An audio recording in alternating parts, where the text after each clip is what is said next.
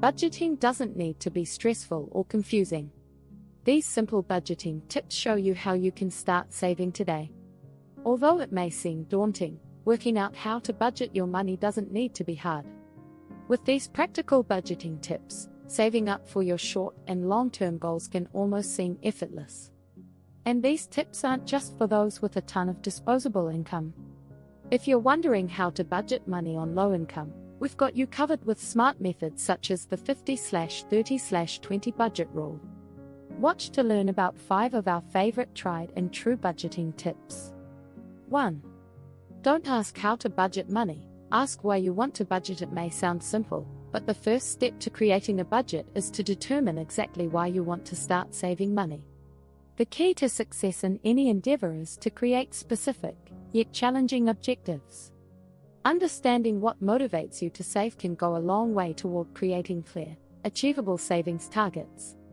And keeping your savings goals in mind can help you to stay focused and on track, even when things aren't so easy. Here are 3 questions you might want to ask yourself before making your budget. 1. What is important to you? For example, do you live to travel? Do you dream of becoming a homeowner? Or would you like to save up for studying? 2. What is a realistic, yet challenging, goal that you want to save for? 3. Is this goal motivating enough that you will want to stick with it, even if there are periods in which saving becomes a little tricky? 2.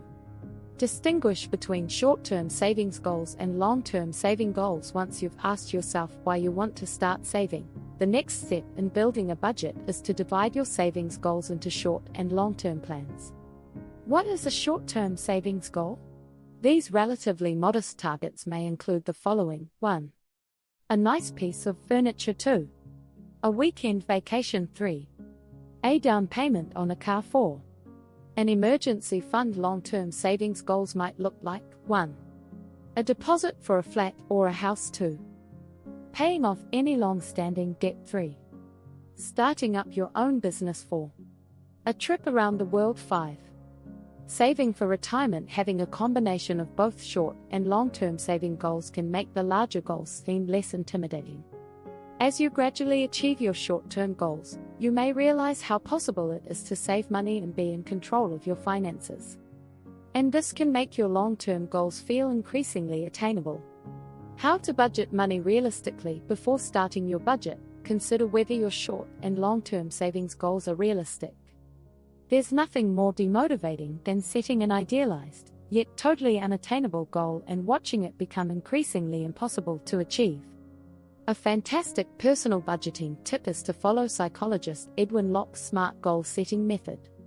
SMART stands for specific, measurable, attainable, relevant, and time-bound. As long as your budgeting goals adhere to each and every one of these 5 descriptions, they're realistic enough for you to start your budget. 3. Track your spending to create a solid budget. If you want to start budgeting effectively, you need to understand exactly how much is coming in and out of your account every month. The best way to do this is to track all of your income and expenses over a 30-day period. This means being aware of every single transaction and either noting it down in a spreadsheet or using a budgeting app such as You Need a Budget. 4.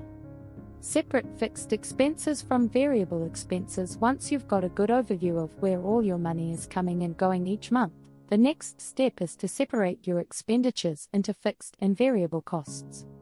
The category of fixed cost may include 1. Monthly rent. 2. Heating and electricity bills. 3.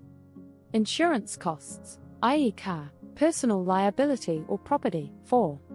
Student loan repayments. Variable costs, which may change monthly or even weekly, include 1. Grocery shopping. 2. Entertainment, i.e. nights out, cinema trips, concerts. 3. Clothes shopping. 4. Eating out. Personal budgeting tips for reducing your variable costs. While your fixed costs do not offer you much, if any, flexibility with regards to saving, your variable costs do. This doesn't mean that you have to stop going out and having fun. It just means building everyday habits to help you save a bit more. Here are some budgeting tips you might want to consider to lower your variable costs. 1. Prep your meals at home instead of going out for lunch at work. 2. Consider if you really need to upgrade your phone to the latest model if your current model is working just fine. 3. Choose one day a week where you don't spend anything on variable costs. 4. Adopt the save now, spend later technique. 4. This means setting aside your money for your savings goals and fixed costs at the beginning of the month and only using the remaining balance to pay for your monthly variable costs. 5. Plan a monthly budget so you've worked out why you want to budget, what you want to save for, and what your fixed and variable costs are. Now it's time to work out how to save money each month. Of course, this varies dramatically from person to person. You may be a freelancer with variable income or a full-time employee with a steady paycheck. Or maybe you're trying to stretch every last dollar to save on low income. Whatever the case may be, we've compiled some smart budgeting tips that can work with any level of income. The 50/20/30 rule. The 50/30/20 rule encourages your budget to look as follows. 1.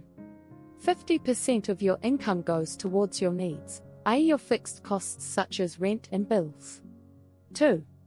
30% is allocated to your wants, i.e. your variable costs such as eating out, trips to the hairdresser and clothes shopping. 3. 20% goes into your savings or towards paying off debt. The 50/30/20 rule was actually created by U.S. Senator Elizabeth Warren, a bankruptcy specialist at Harvard, as a way to show American citizens how to budget and save money and how to budget money on a low income. If you decide to opt for the 50/30/20 method, consider automating your expenses each month. This means that your income is automatically divided at the beginning of the month in accordance with the 50/30/20 rule. By doing this, you'll only be left with the 30% allocated to wants in your bank account, which you can then spend during the month without worrying about whether you are overspending or not meeting your budgeting goals. Your financial well-being and getting the most out of your money are important. Whether you're looking for budgeting tips for students, trying to learn the basics of money, or saving up for a big investment, making your money work for you is key for a balanced, healthy lifestyle.